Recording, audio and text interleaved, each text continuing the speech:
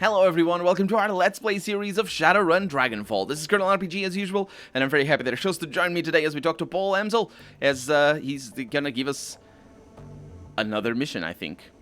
Iger has told me of Green Winters' death, he says. She said that he died in the same manner that Monica did?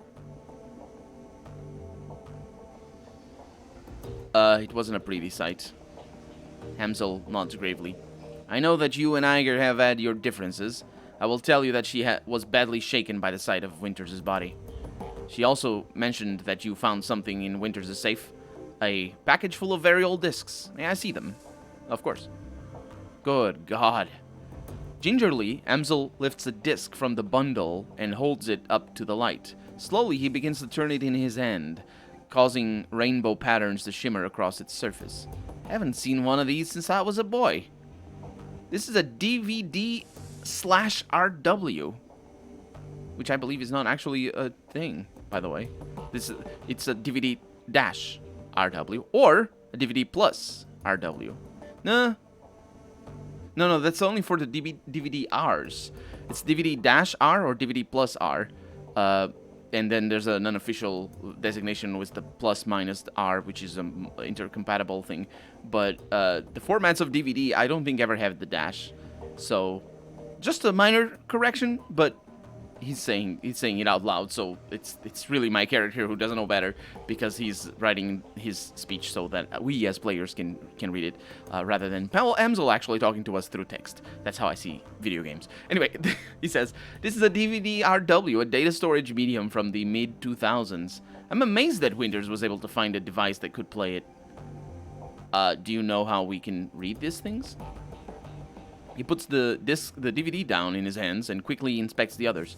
The first disc that I looked at might be readable. The others are damaged, some severely so. I have my doubts about them. For now, let's concentrate on the undamaged disc. There's a little shop outside the data haven. Oh, rather, there's a little shop outside the data haven. Talk to the proprietor, Malit Ollier. She might be able to help. Tell her to put this cost on the device on. Put the cost of the device on my account. I'm on it. Huh. Talk to Malit about playing a DVD back. Playing back a DVD. Is one way of phrasing it. Do I know Malit? I don't think I do. Well, it's easy to find because the compass here always tells us where. And it's down here. Oh, hi. Oh, yeah, I do know Malit. Hey, what's up? Can't save. Well, there it is. Saved, I think. Welcome back. What can I do for you? Got that drone fixed, by the way? These things take time. I mean, the process is though. Give me a little more. Yeah. I'm looking for something that can play a DVD-RW back. It's actually not relevant that it is RW. The DVD bit is what matters, because that's the. It doesn't matter if it's It's not for recording, so this doesn't matter. Really? That's old tech. Very old. In fact, just a moment ago, well, rather, she says, just a moment. I'll go look. Yeah, very old. In fact, I misread it. She turns to rummage through a bin of obsolete components at the back of her stall. Ah, yeah. Here we are. The dwarf wrestles a mid-sized flat-screen display out of the bin. This display has old enough hookups to connect to a DVD player. RCA, you know, vintage. The player, it's RCA. What's that for? What is the RCA connector? I don't actually know what the RCA connector is. I have no idea how DVD players hook up. I've never had one, apart from computer ones. And I don't have one at the moment, so anyway, this feels like it's probably pretty easy to find a DVD player that has an HDMI output. That would be harder to hook up to things though, because, well, actually that would require the RCA, I think, is analog, so you wouldn't need a specific screen to connect it to. You just need an analog reader and then be able to interpret the data. But that would be the problem, because you would be reading a DVD as in. Actually, that's interesting, because we're assuming the DVD is a playable DVD, which adds all manner of problems when you're talking about playback, because there's a bunch of legal issues regarding playing a DVD, you know, like copyright protection and stuff like that. But if it's just a file, if it's just a, you know, a file format, which you can read and has multiple files, like text files and stuff like that, the monitor is not going to do anything. So you definitely need a digital connection.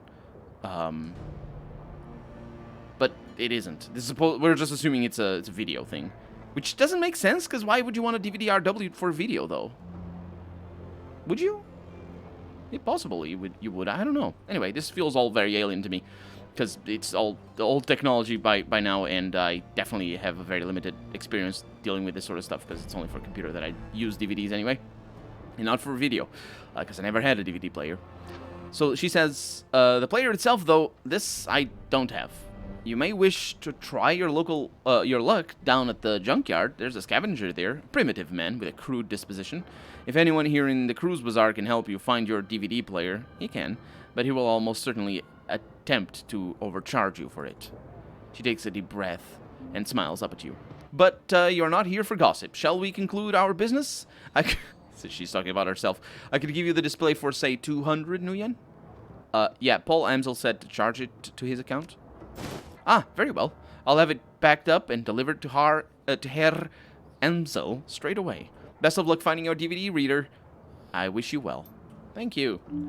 And we know now where to go. There was a little bit of a sound there. And we need to go over there.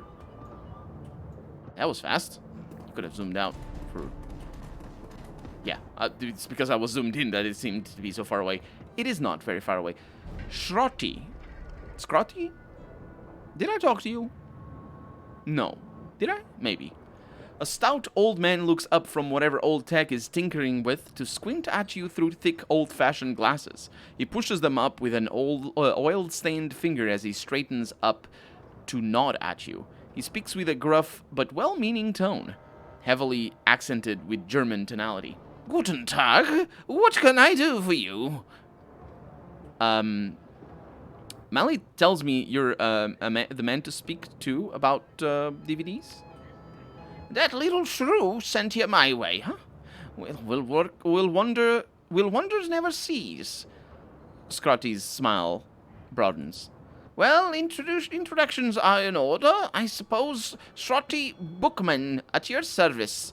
The old man raises a grimy hand in salute. And it's something salvaged? Some old components... We like? I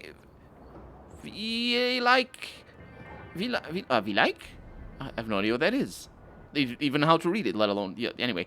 I'm indeed your man. Wonderful. Wunderbar. Or something.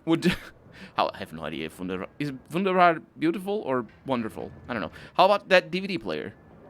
Oh, well, let's see. I think that I've got something that'll work for you. Scrotty rummages through the junk heaped on the table behind him. A few seconds later, he snatches a battered plastic lozenge shape. Ooh, lozenge. Is that how... I know what that is. Yeah. It's a lozenge shape from the pile. Ah, here we go. An old Korean player that I dug up last week. 2010 model, a real beauty. Scotty's smile broadens, and he gives you a conspiratorial wink. Again, it would be a problem because of copyright protection. Although, I don't actually know if these things can play homemade DVDs. Because if that's the case, then the DVD RW definitely won't have copyright protection on it. So you can probably just play. I don't know if they can or not. Anyway. I fixed it up and got it running, but without any discs to read, I've mostly been using it as a paperweight. It sounds like what I'm looking for. How much do you want for it? Scotty glances back at the DVD player, a rueful expression on his face. Well, I'll admit, I'm a little loath to part with her. There's plenty of folks out there who really appreciate an older player such as this, and I don't know what your intentions are for it. I suppose, given the time and trouble I took for putting her back together, that I'd be willing to part with her for, say... Scotty's eyes dart over your gear, a calculated expression on his face. About 500 new yen. I've got a better idea. How about you give me the DVD player and call it even? I'm gonna go with that. Because yes, I am strong and I will be that character. Scrotty's eyes narrow, and you can see a scowl bowling up under his mustache. All right, fine, I see how it is. He slowly the DVD player from the table. He does something slowly. He thrusts it into your chest. Take it if you must, but I won't forget what you've done here today, and you shouldn't either. You should leave. No, I shouldn't. No, that's not how it goes. I am very bad. See? I play a bad character, and I am bad myself. And the reason why I'm bad is because I'm save scumming on an option that clearly is going to have consequences. And no, why would I? Actually, the biggest reason why I'm doing this is because I didn't read the third option. And I still might do this because it's fun, mostly because it's a Let's Play, so it's going to be interesting. But it's probably not going to be a good option to make. But it's fun for a Let's Play, so yeah, that's probably what I'm going to do. Where are we? Oh, we're over here. Fantastic. So, tells me about the DVD, and I can press tab a bunch of times, or a few times, in fact. And let's see. That's ridiculous! Ah, there it is. Yeah, I probably want that instead. I do want maybe to... I wanted just a discount. Can I not just flex my muscles a little bit and bring that price down? Let's go with this one. No, let's go with this one first, and then we can say this. That's ridiculous. I could buy a new Treatvid player for that. Yeah, but you can get one of those anywhere. You ain't gonna find another of these anytime soon. But it's not like I get offers to buy these every day, so I'll cut you a deal. How about 350? That does sound better. That's still too rich for my blood, though. Would you take a trade? The old man pauses for a moment, considering. I'll tell you what. A few months ago, I had a, well, call it a difference of opinion with that Burak Ghazi fellow from the soy calf shop. He hasn't let me into his establishment since, and I'd sell the family farm for a decent cup of coffee. You get me a cup of Turkish coffee, the real good stuff, not the fake junk, and I'll give you the DVD player. Sounds like a deal? Deal. This sounds like a perfect deal, in fact. Hey. Our doggo is coming with us. Aldug? The Turk flashes his wry smile and winks at you knowingly. I'm told you've been quite busy of late, O wanderer of the shadows. My street rats tell me that business is picking up. Is that the man who was taken over for Monica, Burak Ghazi? Who does it look like, your rotundity of the Pope from the Vatican? I'll give him a soy calf, a big one, and put it on my account. I like the cut of his jib. A large soy calf? My, you are the generous one, Goldsmith. Are you sure you can afford such a gesture? The fat man frowns. And a scone, I was going to say, and a scone as well. Nothing is too good for him. As you desire, O ample one, the Turk whispers. The man is a moron, but he eats his weight in baklava and pastries, so who am I to care? Now, what is it that you would like? I would like a coffee. As in a real coffee, not soy calf. Yes, for individuals of refined taste, I offer genuine bean coffee from my native Turkey. The cafe owner looks you in the eye. The tone of his voice grows low and serious. This is a top-shelf item, my friend, and not for the general public. Only for those few discerning connoisseurs who can properly appreciate it. Yeah, I think I'm the sort who can appreciate it. Tell me about the Turkish coffee. It is hand-picked by my family in Turkey, a true delicacy of the sixth world. This was considered a luxury even before the awakening, when bean coffee was everywhere, every street corner, they say. Burak Ghazi leans in close, lowering his voice to a conspiratorial whisper. Long hours in the shop have perfumed his body with the commingled scents of coffee, incense, and applewood tobacco. That sounds amazing, honestly. Right? I actually know what applewood tobacco smells like, and it's probably the one that isn't disgusting. The only one that isn't disgusting for me. He probably smells amazing. Trust me, if your coffee experience has been limited to soy calf, you must not deny yourself this opportunity. You will see God. Alright, you sold me. How much? This is a specialty item, delivered at some cost. I cannot part with it for less than 50 nuyen a cup. Short deal. Very good. Burak Ghazi hands you a ceramic travel cup. As in, you don't serve... What is this? Oh, wait, it's not... What do Turks drink for coffee? Am I... Is a travel cup like a... Is that what I'm thinking? What I think it is. It's like the thing from the Starbucks place, right? Which the thing on top, and this is ceramic, which means it's made of ceramic on bottom, which is good. And it then fills to the brim with dark streaming liquid. The scent is intoxicating, quite literally, most likely, because it's caffeine. So I mean, you can't. Can you get intoxicated in caffeine? You don't. You can ingest it by just smelling it, I'm pretty sure, but not in this form. Is there anything more that I can get you? Nope, I'll be going. So, does that mean... Because I didn't drink it. But I'm wondering, though, what I'm wondering specifically is that this is not an espresso. Which I figured is how everybody drinks their coffee that likes coffee in sort of like flavor. I'm sorry, I'm an European. I drink my coffee as I want it. I drink espresso, I drink whatever, but I do know that when I want to taste coffee, I drink it I drink it in a small shot, as strong as it can get, and that's basically what an espresso is. And that's the flavor. That's how you get the flavor out of coffee. And it needs to be, well, actually, and in a ceramic. Yeah, you can make an argument for if it needs to be in a ceramic. In a ceramic cup. I think personally that it needs to be in a ceramic cup because the paper doesn't change the flavor of the coffee, and you know, that's good if you want to have the flavor of the coffee. But then again, I also like some whiskeys with a dash of water because that changes the flavor of the whiskey, and I like it better that way. Some whiskeys, not others. Usually, well, it's kind of complicated. I've only ever drank one really expensive whiskey that people told me was good, that I said, give me ice. And I put ice on it, and I didn't put water, but I just waited a little bit, and that's, you know, ice on whiskey does other things than just adding a little bit of water to it.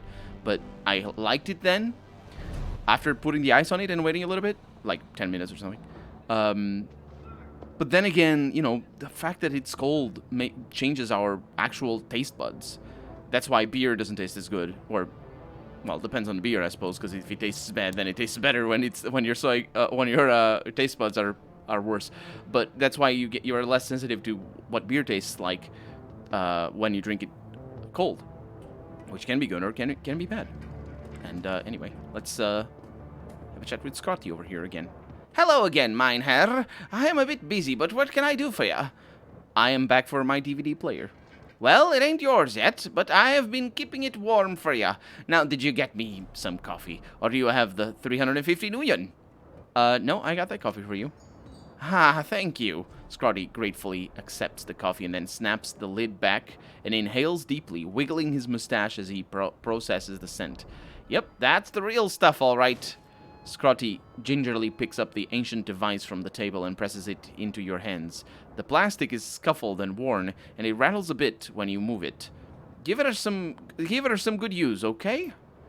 This was a lot better than just intimidating an old man. And seriously, the only reason why I did that in the first place was because... Do I know you? Did I miss you before?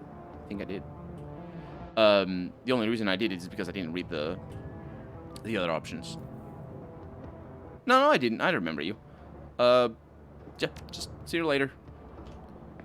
He's missing an eye. Or he's not missing an eye, but one of his eyes is blind or something.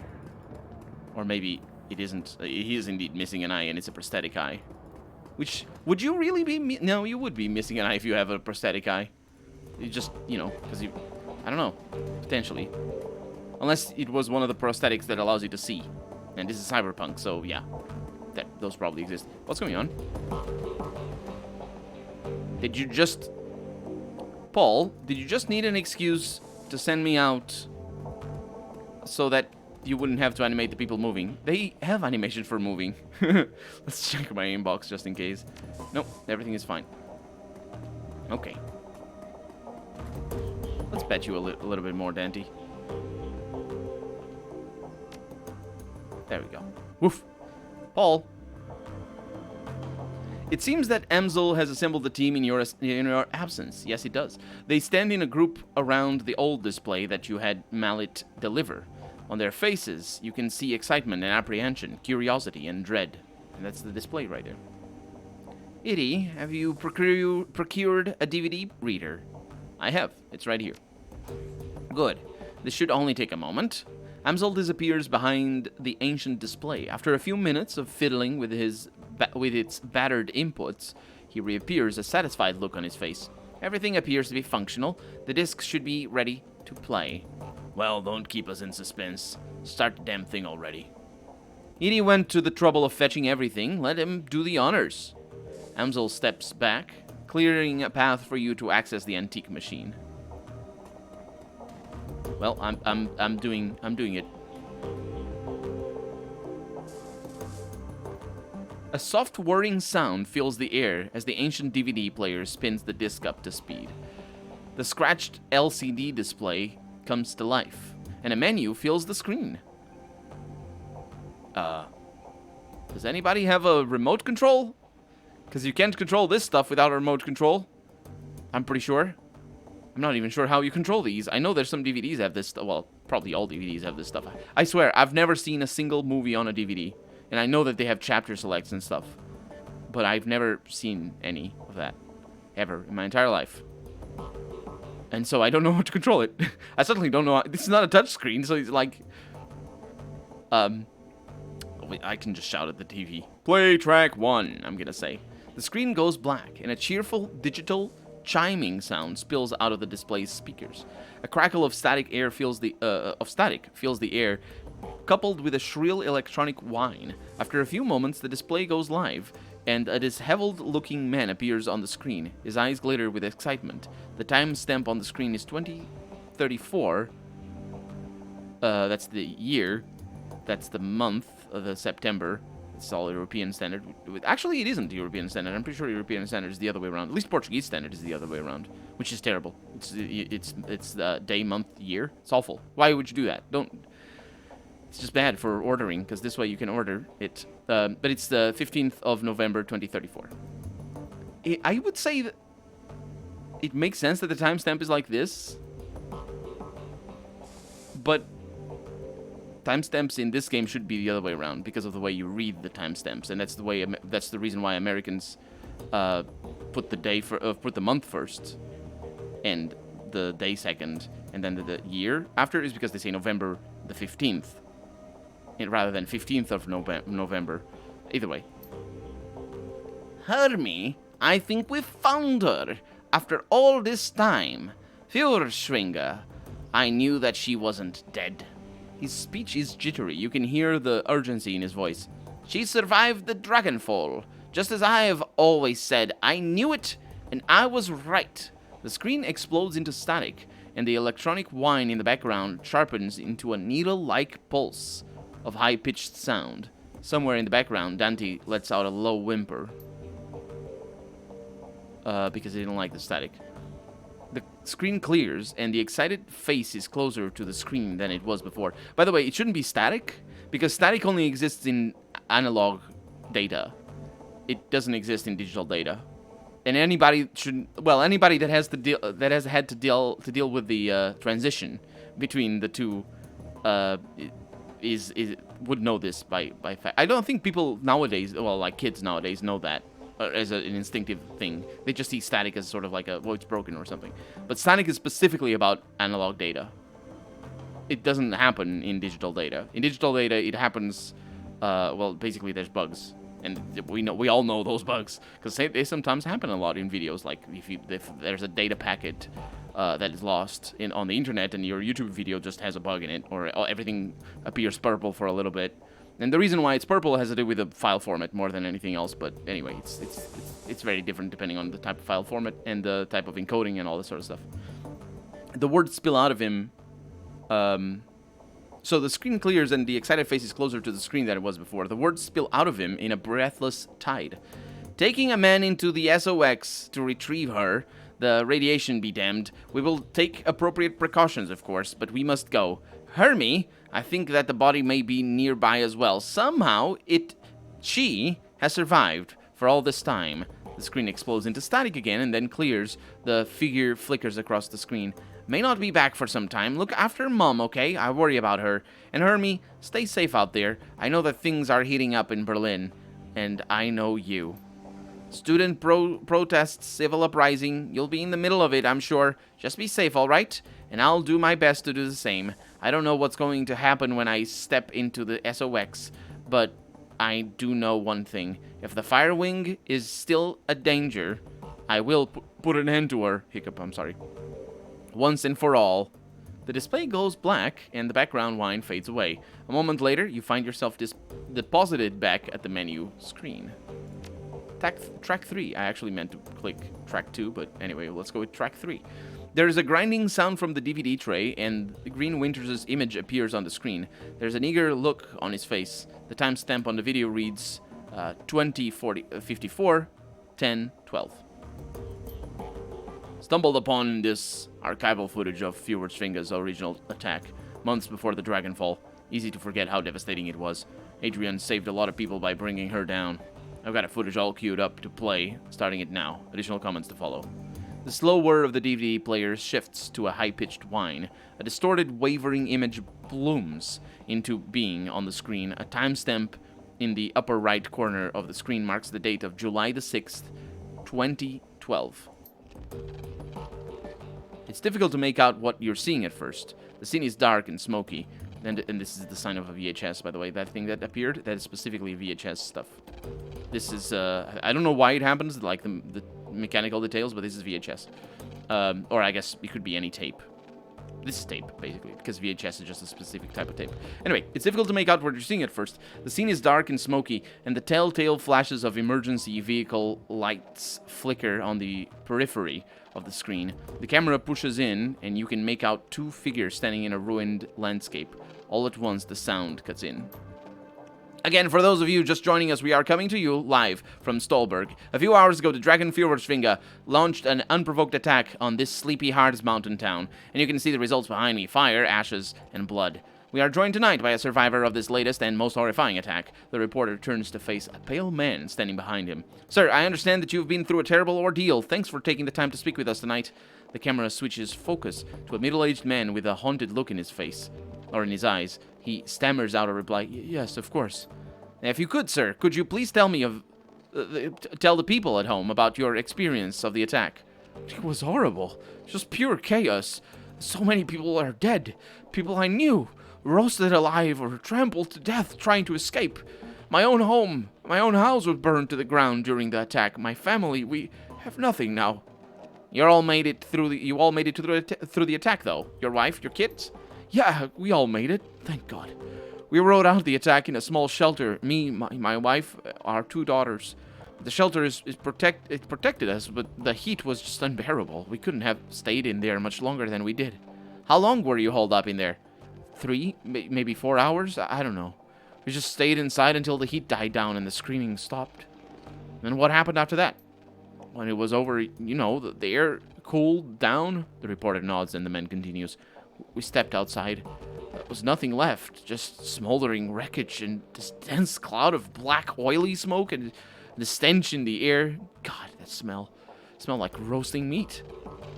There's a long pause from the tortured look on his face. You can tell that the man is struggling to decide whether or not to continue speaking. Eventually, he does. My girls, they found what was left of their nanny outside. Her body, what was left of it, was slumped against the shelter door.